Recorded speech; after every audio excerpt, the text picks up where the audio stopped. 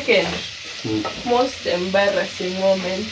It was not, I don't want to call it like, we're not putting a lot of spices because of the baby. So I don't want to really call it embarrassing. So, too much. Those who are my friends know that, I don't know, okay, my mom and my biological dad separated when I was really young. So at some point when I was going to join what is it called, Form 1, like going to secondary school, before the exam, before the class 8 exam, I really wanted to get a success card from my biological dad. So because I know his home place, like where his relatives are, I went and I kind of asked one of his sisters to give me his number, you know, to just talk to him, and you know, I just needed closure because why did he leave, and was I the problem? Where was he? Do I have other half brothers, half sisters? This was after like 8 years.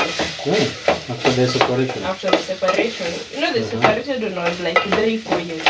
So I went, and the number that I was given belongs to like the KPLC guy of our home back there, like in Nyeri. He's called Minor, the KPLC guy.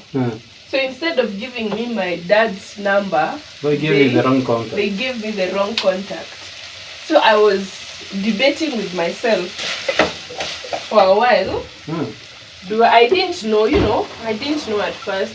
Do I call him? Do I not call him? You know. And then he just decided to call. No, I was in church back home, and then I went to the washrooms and carried my phone, like a small Kabason's phone, and I texted, hi, my name is Joy, the daughter of blah blah blah. I don't know whether you remember me, but you're my dad, and you know, and I texted a whole paragraph of that, and he replied, who are you? Why are you texting me? I'm not your dad. I know all my children. Blah blah blah. Like it was this whole thing.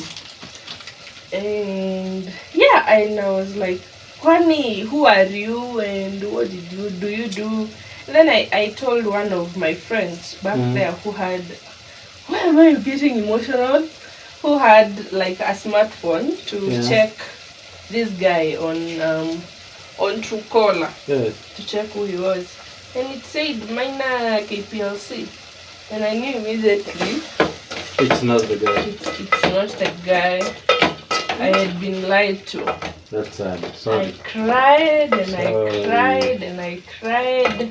I don't know what they actually thought I wanted from, you know, the guy, but me, I just wanted to talk to my dad, and so I did. But I have like cousins there. They're twins, and then I asked them, your mom gave me the wrong number, and do you have the right number? And they kept telling me, we are going to get it for you, we are going to get it for you, we are going to get it for you, give us some money, we'll, you know. And I kept paying. I was so desperate to meet my biological dad again. You know, I was going to high school, and I knew, you know, there would be questions, and, and yeah.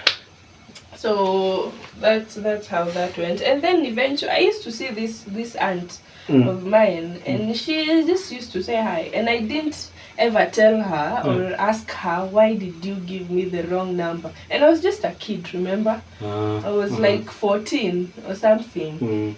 And I was just desperate. Everyone was talking about their dad, the way their dad had sent them success cards, and he just wanted your dad to. So the embarrassing moment of that whole thing is me texting this guy, and I knew him. I actually knew him because he's the main KPLC guy around there, and him telling me all those things, and that's bad. That was more sad than embarrassing. Yes. But that was bad. Eventually I heard from the twins. They told me that, my bio dad is married and he has 2 kids, a girl and a boy, and he lives in Nairobi, and he has like a shop, a big shop, and something like that. And I just kept asking myself the same question, like, why did he leave? He could have waited, for when I was a little bit older, for him to even explain to me, like, when people are not getting along, they separate. But and me, I get attached very fast. That's something I know. So Githeri. So here goes Githeri. It's mainly just beans and maize. But the most important thing is now you have your own family. After that, after that whole experience, I saw I'm never going to look for him, and I will work really hard so that one day he'll hear about me in like TV or something like that, and then he'll be the one looking for me. Not the other way around. And I wasn't even giving him a hard time. I was just, want to know why. And I understand. Parenting is difficult. Mama, leave my hair alone. Motherhood, not motherhood. Marriage is difficult as well, but it's never the fault of the kid. No, you don't make the child suffer because of that. Yeah, so even if you are not married anymore, at least make your presence. Just stay. Mama, you okay, baby? Yeah. She's even sweating now. Just stay in your kid's life. Yes, just make sure you're there for you. You don't have to talk to your spouse. You don't even have to provide. Just go say hi to the kid every once in a while. Play with them. Let them know you exist. Let them know you care. And even if you don't want to be in their lives, explain it to them. Tell them I'm leaving and I may not see you in a long time, stuff like that. But anyway, or even the moms, when you're left with a kid, explain to them. Daddy didn't go because he hates you or... But now I'm just glad my baby gets to experience what it's like to have a dad, and all the things I, didn't get to learn, like riding a bicycle. I'll get to learn with her. Mama. So I think we should end this video here because it has taken a different path. It has gone from embarrassing moments to... But it's good to talk. Yeah, it's therapeutic. When you talk, the burden is it's like having a therapist that you are not paying for. Yes. But anyway, that's how I don't even know how to say, but I was going to really meet him. When I texted, I wanted to be like, can we meet up, and stuff like that. I was willing to meet up with him and talk for a while. Just having your dad, not even for anything else. Yes, I just wanted to know he's somewhere I can reach him every once in a while. But all in all, but I'm here now. Here you are. And I'm doing good, so... Doing the right thing for your daughter, so... At least I'm trying. Yeah. You're covering the name. Oh. The bad thing about that is that when he left, because of providing, my mom also started going away for job, so she didn't really. She wasn't like. She wasn't there. That's why your grandma had to take care of you. So I have lived. Wow, that's a nice one. Oh, that's a good one, eh? Yeah. So that I've lived with my grandma like all my life. And she's not really the feelings type of person, so we just have one. We'll just have one. So she didn't really, tell me anything about all that. But here we are now. That's the thing with African parents. Yeah, when it comes to having those important conversations with they don't really know how to do that.